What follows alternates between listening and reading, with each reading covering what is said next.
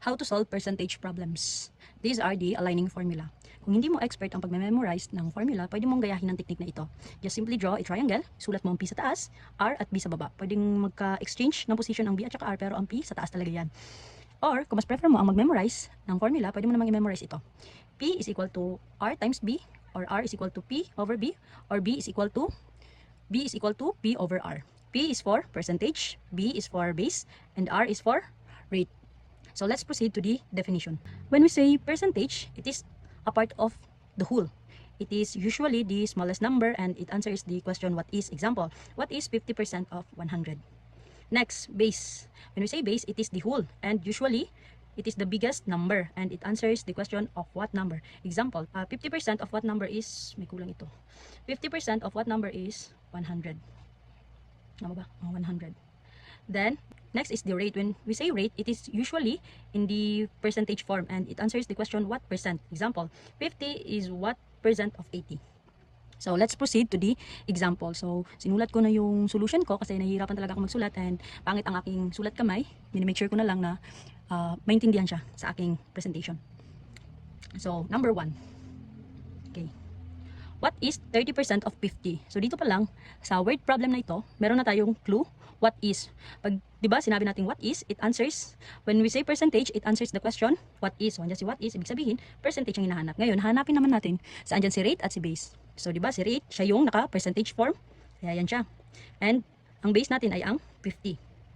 Magiging formula natin dito ay P is equal to, percentage is equal to rate times base. So, ma'am, bakit siya naging 0.3? Dahil ang 30% is kailangan natin siya i-transform into decimal. So, 0.3 times 50. So, P is equal to 15. 0.3 times 50 is equal to 15. So, kung mas gusto nyo pang malaman yung step by step, kasi hindi nyo master yung ganitong pag-solve, pwede naman kayo mag-manual solving. 50 times 0.30. So, 15 lang. Since may 1 decimal dyan, kailangan natin mag-move ng decimal from right to left ng isang beses lang rin. So, the answer is 15. So, 15 is 30% of 50. Next question. What is 40 is what percent of 80? So, ang tanong is what percent? Ibig sabihin, ang hinahanap natin ay ang rate. Kung titingnan natin si 80 at si 40, mas mataas si 80 kaysa si 40. Diba sinabi natin dito, si base, it is usually the biggest number. So, siya ang B and si 40 ang percentage. So, the formula for this equation is R is equal to P over B. Kailangan sa word problem din, alam natin kung paano ita-transform itong word problem into equation. So, R is equal to 40, which is the P, sa taas talaga yan, over 80, the base, is equal to 1/2. Mabilis naman siya na 1/2. Cancel out ko lang yan siya. Meron silang common factor, dalawa. 40. I-divide mo lang yan. Divide mo sa 40, 1. Divide mo naman ito sa 40, 2.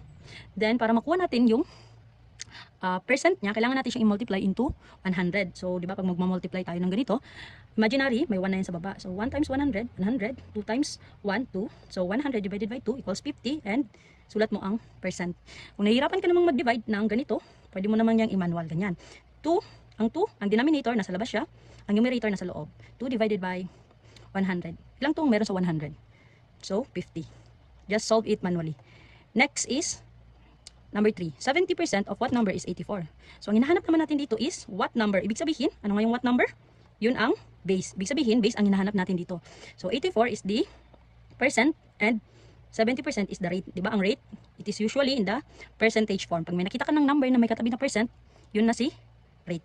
So, B is equal to P over R. So, dito, B, sulat mo sa 84, which is the percent, and 70 sa baba, which is the rate, is equal to 84.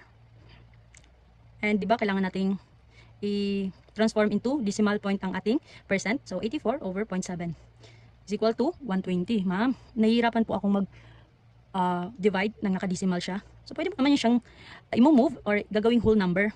Mula dito, since yan ang may decimal, i-move mo lang ng isang beses at ganun din dapat ang gagawin mo dito, i-move mo dito. So, magiging dito ang decimal niya. Ayan, 840 over 70. So, pwede mo naman siyang i-divide manually. 7, again, ang denominator sa labas, ang numerator sa loob. 7 divided by 840. So, ayan. So, solve mo lang siya manually para rin makacheck ka na rin, makasigurado ka kung tama ba ang solution mo. Ayan. So, 70% of what number is 84? So, the answer is 120. So, ayan.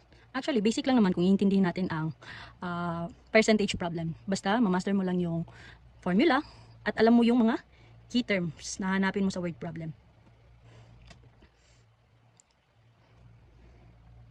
So, try this to answer. Yan. You can write your answers in the comment section. Yun lang. Thank you.